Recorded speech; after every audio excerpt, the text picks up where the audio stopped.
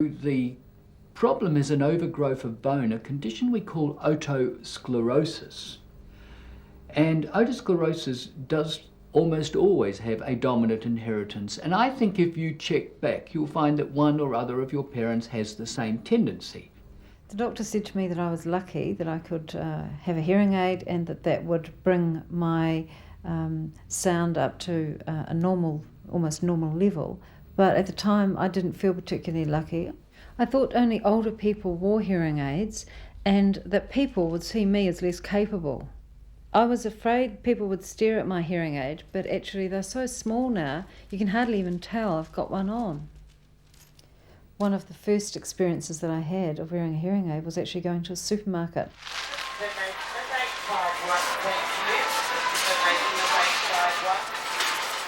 Suddenly all these sounds that I had probably heard at some stage in my life but had forgotten came flooding back.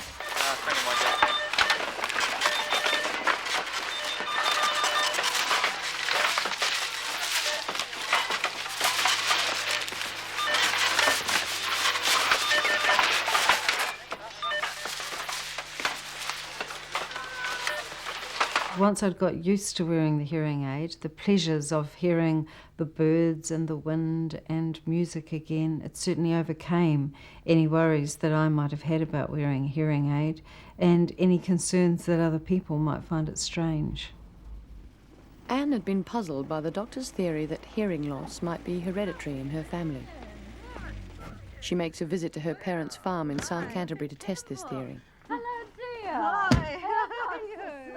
Nice to see you. Well, Eddie. Anne had suspected that her father's hearing was deteriorating, but it was a subject he'd not wanted to talk about before. Here, come here, you. Get in, yeah. Laddie's getting a bit deaf now too. Oh, poor laddie. Yeah, How's come your here. hearing? He's about 14, so you know. Hey, but how's your hearing these days? My hearing, oh yes, well it's getting a bit like Laddie. I'm getting a bit deaf too. All right out here like this, you know, on a one-to-one basis, you can hear quite well, but we have problems is where you've got another, you know, you're saying A and you pull somebody up and say, what did you say? Stops the flow of things, doesn't it? I think you rather sort of nod the head and make out your hear rather than make a, you know, an encumbrance of yourself. I was quite surprised when we received a letter from you saying you had a hearing loss and that you're going to get a hearing aid. You know, you don't really associate hearing aids and young people together. I thought hearing aids were more for people of my age. And, you know, Dora and I found it quite upsetting, really, to, you know, to think that this would happen. But, you know, since then there's been a lot has come to light about hearing in our family. Well, I didn't realise, you know, that it was a family problem, really, you know. Until when? Well, until you mentioned it. So that's your father, his sister, and your two brothers, and you. Anyone else? Well, yeah, it's quite a few, isn't it? Certainly a hereditary problem. It's funny that no one really figured out before now that it runs in the family. What about the next generation? You know, what about the younger children? I wonder if they're going to suffer from it. Yeah, well, that's something that I think once they were made aware of it. I've worked as a journalist for about 15 years in New Zealand and overseas, and I've interviewed a lot of high-profile people. As a journalist, I'm quite loath somehow to tell people that I have a hearing loss, mainly because it's no big deal to me, but I think perhaps their attitudes might be a little bit strange. I learnt something about people's attitudes when I was working as a journalist in Australia. A colleague was sitting in front of me and she would often talk with her back to me, and in the end I had to say to her, would you please turn around and talk to me directly because I've got a bit of a hearing loss and it will be easier if you speak to me directly. And she said, pardon? So I repeated what I'd said, and And she said, "Pardon again." And I repeated it again, but then began to realise that she was joking. And there was a phrase that comes to mind now that would have been a good retort to her. People's attitude is that losing your sight is a tragedy, but losing your hearing is a joke. I've learned that as many as 1 in 8 people in New Zealand have a serious hearing problem at some stage in their lives. Many of them try to hide it because of people's attitudes, and I think it can be very lonely for a lot of them. The breakthrough for me was to come to terms with the fact that I'd lost some of my hearing. After that, I could begin to change my environment. I could get people to talk to me directly, and I could get rid of some of the background noise which was interfering with what I was hearing. Hello, it's Anne speaking. I do a lot of work on the telephone, and phones like the Tribune make it much easier for people to be able to use a phone with a hearing problem. So, Dame Kath, what's your opinion of how the New Zealand economy is performing at the moment? I think it's on the mend. The figures for overseas trade are very optimistic. I find that working in the media, I'm often interviewing people on a one-to-one basis. So there's definitely no problem with hearing what they're saying clearly. And I guess having got this far without being sued means that I must have done something right. In those terms in the rest of the world is really quite good.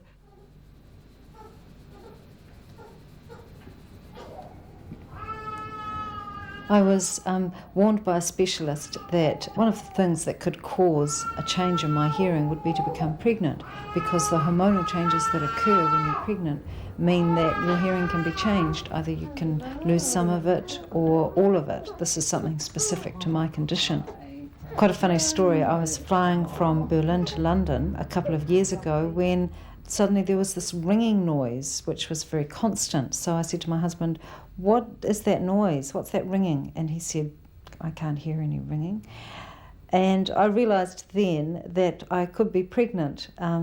The ringing was the beginning of the condition called tinnitus, the constant ringing in one's head. And I realised that that was probably due to the hormonal changes which would occur when I was pregnant. So on the other hand, there was quite a nice ending to the story. It's possible that over time I will lose some more of my hearing, but it's quite a comforting thought that technology is moving ahead very fast at the moment, and it's quite probable that, in fact, technology is moving much faster than the rate at which I'm losing my hearing. I picked up a book by Oliver Sacks, a best-selling book called Seeing Voices, and that's about the deaf community. The book goes very much into the fact that there is a deaf community with its own hallmarks of a culture, including its own language, and I found that very interesting. Compared with deaf people, I live in quite a different world, the world of people who hear. I suppose the thing that links us, though, is the fact that people have odd attitudes towards people who are deaf and towards people who suffer from some form of hearing impairment, like myself. And in many ways, we both have to cope with those types of attitudes. I get angry when I see some hearing people teasing deaf people, because they think that they are stupid. But that's not justified. We have to prove that we are not really that stupid. Lynette and Kevin are busy as members of the committee organising the 50th Jubilee of Auckland's deaf schools. But Lynette takes time out to attend a national meeting on deaf education. Education is a key issue for the deaf, and this is an important meeting because the Special Education Service is directly seeking the views of the deaf community. So I feel that if you use New Zealand Sign Language in this curriculum, you're also promoting deaf culture, deaf awareness, and you're also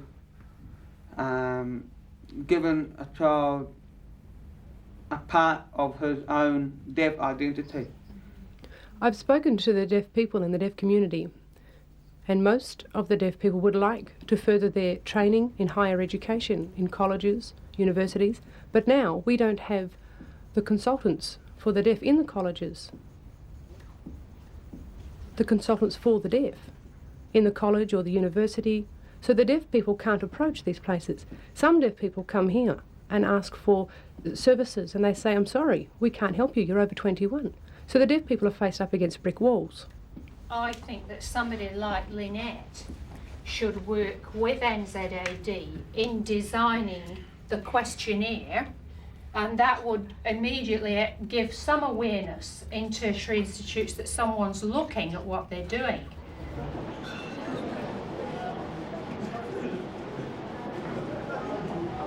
The Deaf Club is the hub of Auckland's deaf culture. Every Friday night, people come to have a drink and relax in a community where everybody speaks the same language. The Deaf Club is a focal point for news, such as news of the education meeting.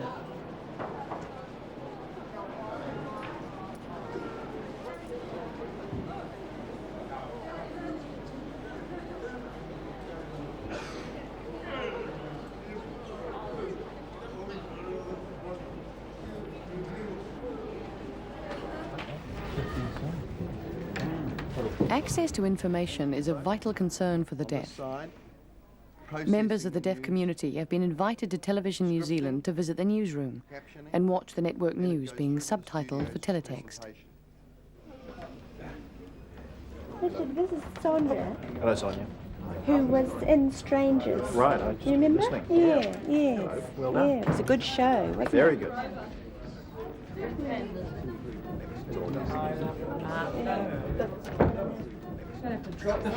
Eufy's. Oh, he's not forgetting. When we go in the studio, back into the desk, and the director talks to us. My children say this is Mum's hearing aid. It's so we can hear the director speak to us. Excuse me.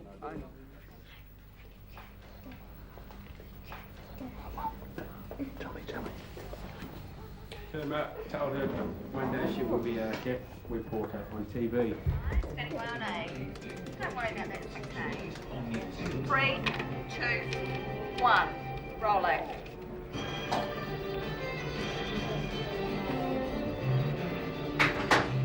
Go. Go. Go. 2, baby, next. Coming to 2. 1 network news with Richard Long and 2 execute. And then you go 2. Kevin is in Palmerston North for a deaf rugby tournament. He's a former Waitemata player and organised the New Zealand Deaf Rugby Union 2 years ago.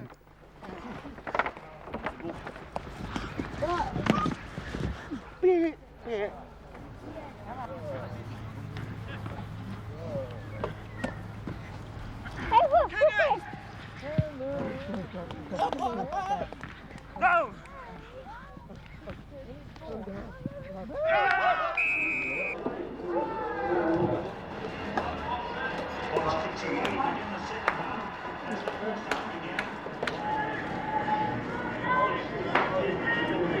Sean Fitzpatrick to throw. What's the kick in? What did he put in?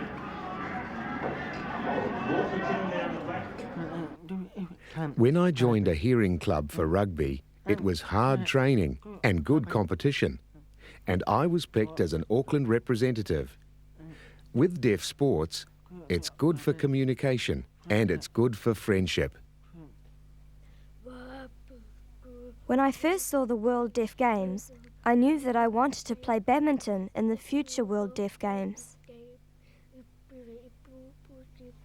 It's very important for deaf people to be involved in the World Deaf Games, to gain confidence, contact and communication with other deaf people from other countries.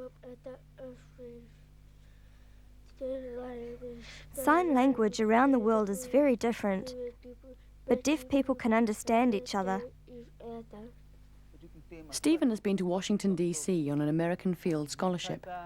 He's come to tell the family about Gallaudet, the world's leading university for the deaf.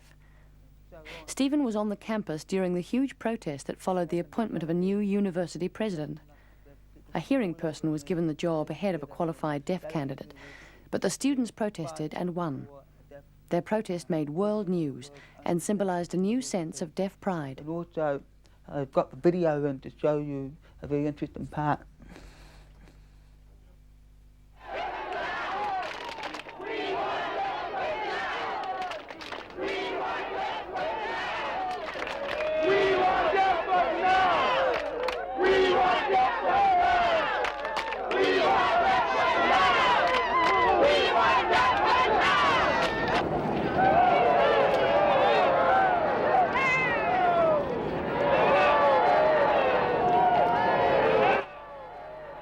That was used in the Martin Luther King, Martin Luther King. They used that in his march, same one. But what happened at Gallaudet when I was there, for me it changed my life because it made me aware we can do things. Like if you want a better education for your children, you're going to have to get out there and fight for it. Not many parents know how to fight for their deaf children. Most teachers are frightened of me, but I know what I want because I've been through the education system. I know what it's going to be like for them. Okay. If I have deaf children, no way am I ever going to let hearing people tell me what to do. I'd rather have deaf parents than hearing parents because it's easier to communicate with them.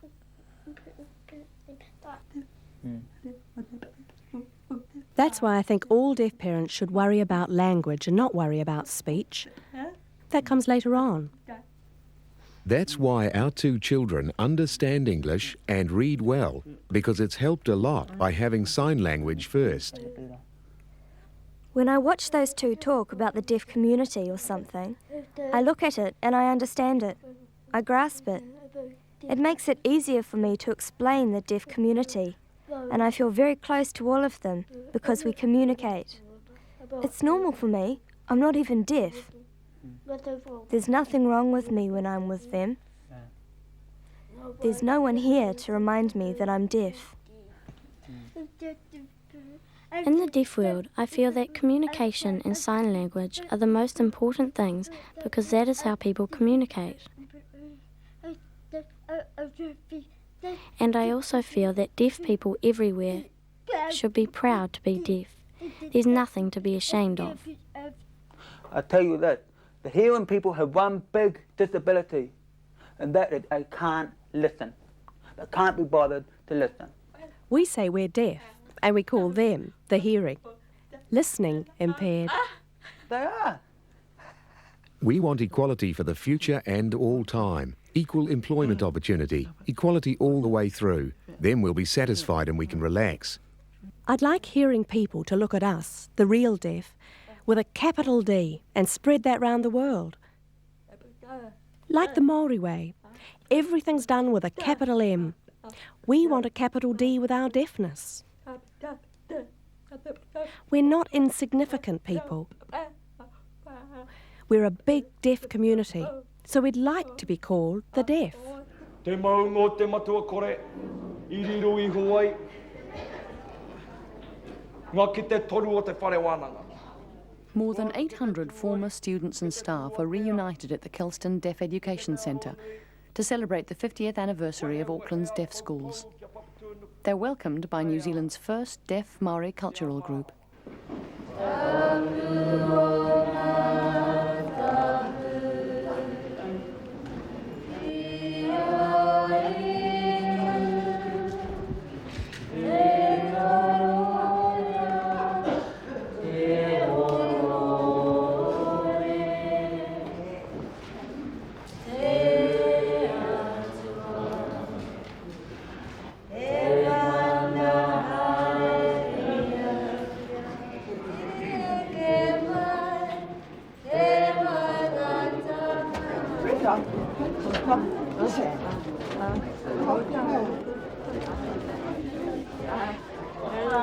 I'm Eileen Smith, the present principal, and it's just wonderful to see so many people here, ex-pupils, staff, parents and friends. I'd like to welcome our very special official guests this afternoon. And now, on behalf of the Jubilee Committee, Kevin Pivac.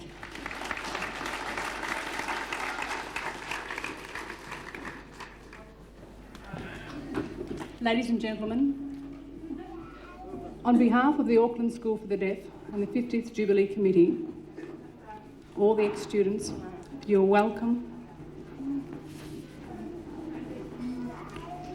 And some of those overseas from America, Australia, England, have all come here to have a good time and to celebrate the 50th Jubilee and make sure it's successful. I hope you enjoy the weekend. Thank you.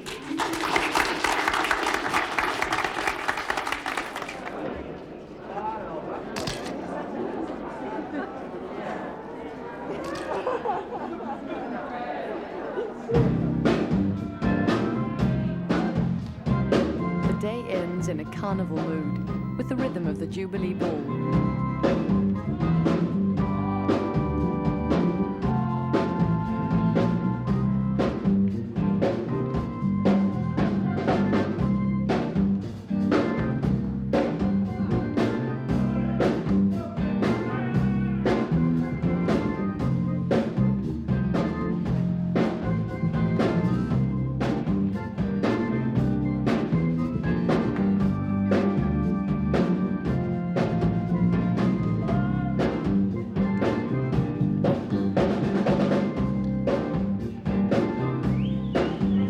It's a very close deaf community, like a family.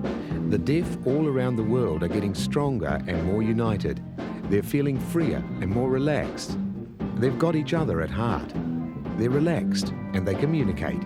It was a really good night, and we all had good dancing tonight.